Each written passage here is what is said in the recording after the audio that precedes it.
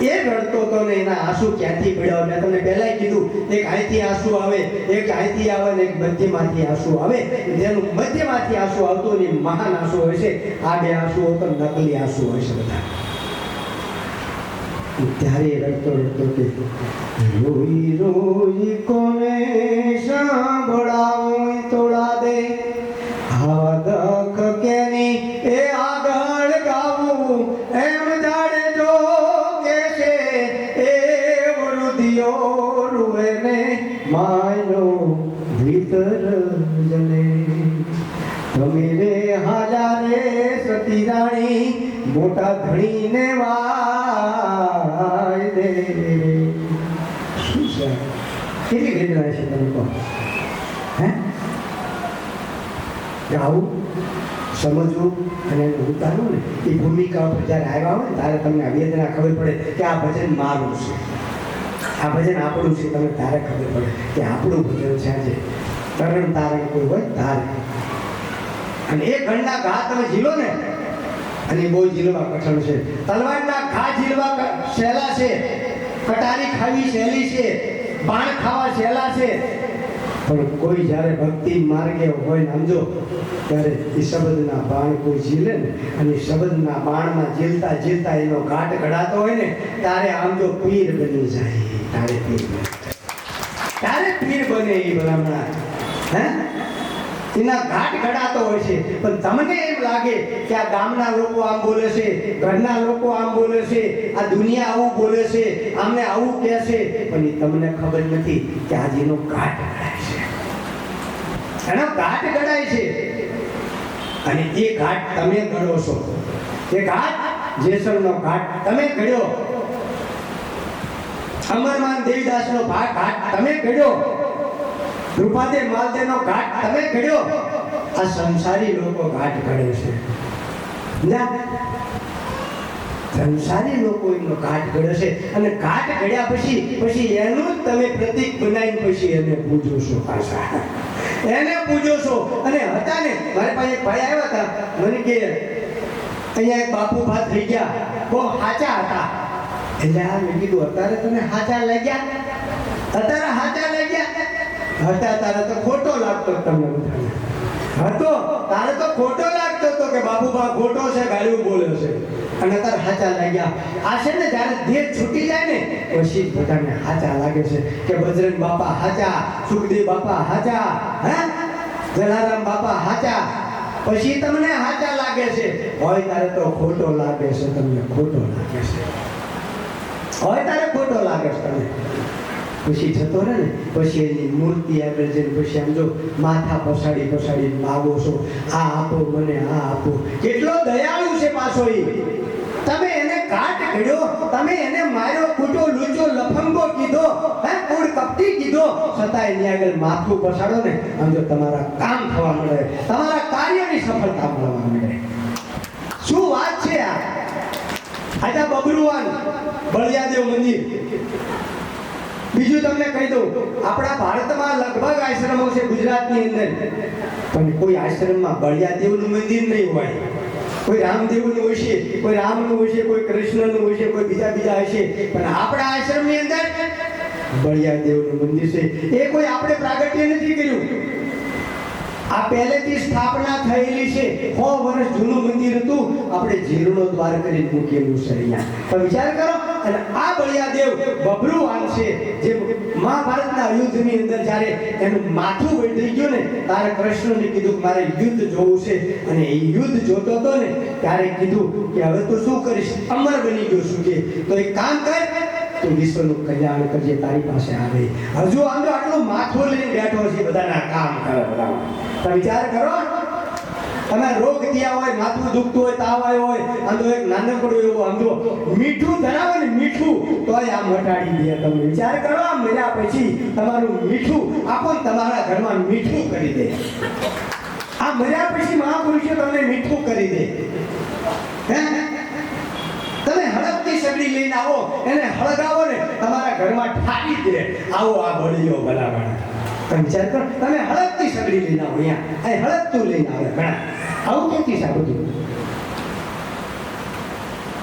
કેવું વાથે ભરાણું છે.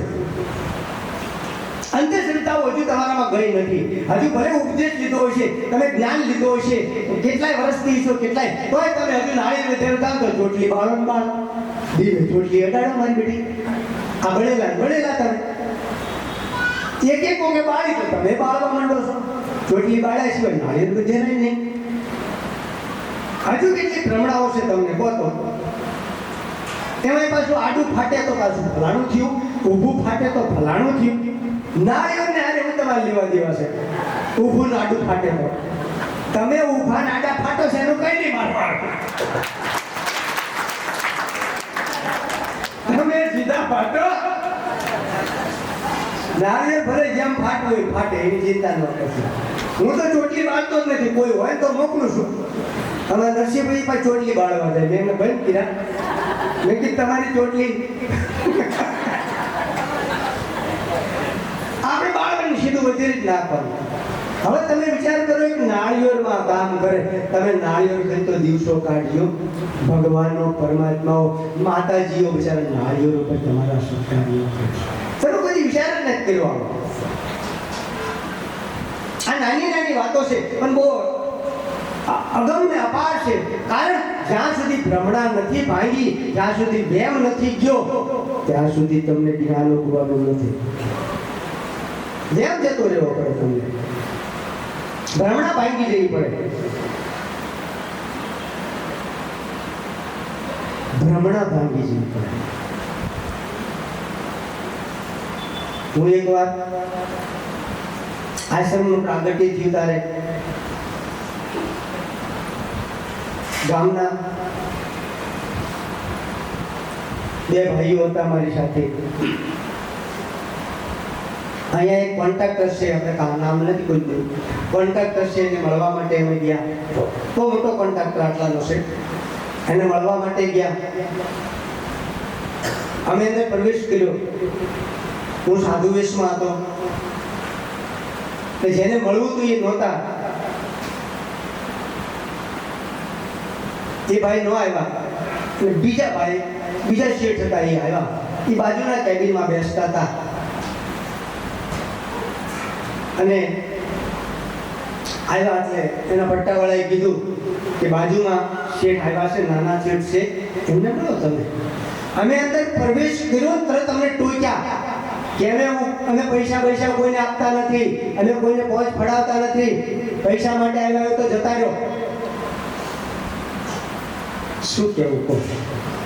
અમે ખાલી મળવા માટે ગયા હતા. કોન્ટ્રાક્ટ નહોતા, આપણે કોઈ જોતું નહોતું, પણ ખાલી પૂછવા જોતું. એની માહિતી તારા આશ્રમ થતો હતો, પાયો નાખ્યો હતો પૂછવા માટે શું શું કરવું, ક્યાંથી શું લાવવું એ પૂછવા માટે. સિમેન્ટ ક્યાંથી લેવો, કે હરિયા ક્યાંથી લેવા, કે આ બધું રેતી ક્યાંથી મંગાવી, સસ્તું પડે એવું પૂછવા માટે અમે ગયેલા. પણ આ જતા મેં તમને ફટકારી દીધા કે અમે કોઈને પૈસા નથી આપતા.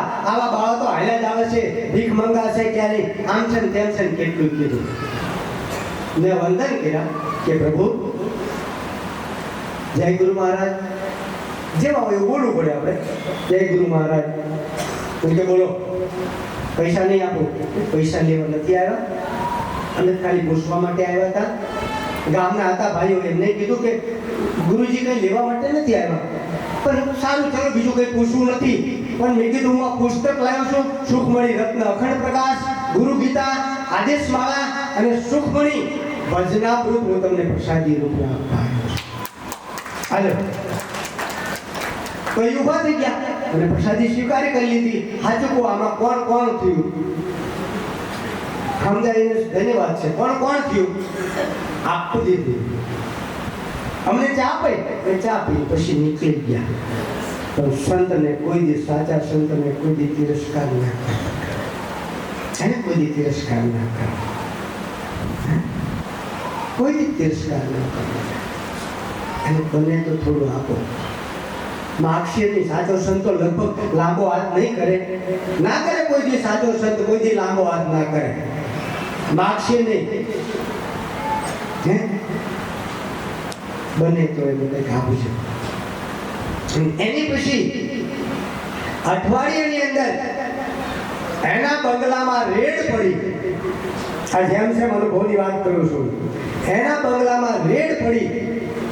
કરોડો રૂપિયા સોનું ચાંદી અને બધું વૈજ્ઞાનિક કરશે. સંતો શું કરવા આવે? તમે કંઈ એક પૈસો આપો ને તો તમારું શુદ્ધિકરણ કરવા માટે આવતા હોય છે.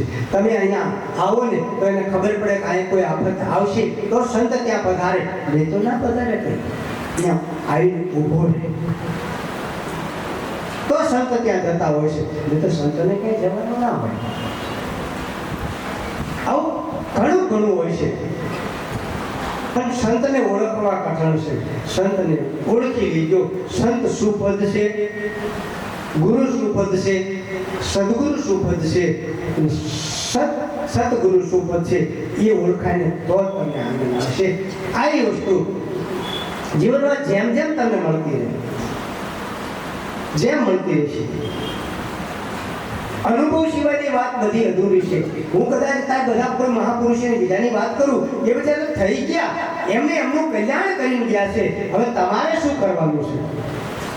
એટલે હું ઘણી વાર દાખલો આપું છું કે તમારા દાદાના દાદાને 500 વીઘા જમીન હોય, તમારા બાપાને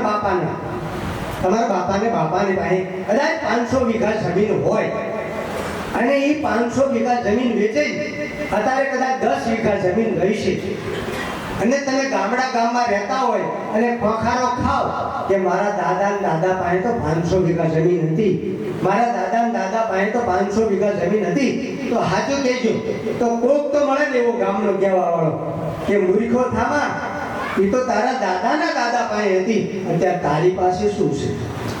તારી પાસે કેટલી જમીન છે? તો મારી પાસે 10 વીઘા જમીન છે. તો બસ 10 વીઘા જમીન સંભાળ અને એની ઉપર જમીન વધારતો જા અને 500 વીઘા જેથી કરીને તેથી મારી પાસે આવજે, તેથી શાબાશી કરીશ. એમ મારું કહેવાનું છે કે આપણે બીજાના કોઈ વખાણ કરે કે બીજાના ગુણગાન ગાય આપણું કશું મેળ પડવાનું નથી. એ બધા મહાપુરુષો ભગવાન જે કમાણી કરી ગયા એ કેવી રીતે કમાણી કરી ગયા, શું એમને મેળવ્યું, કયું ભજન પકડ્યું, કયું નામ પકડ્યું, કયો શબ્દ પકડ્યો અને ક્યાં પહોંચાડ્યો, મુલાકાતથી લઈને સહસ્ત્રાર્થ સુધીની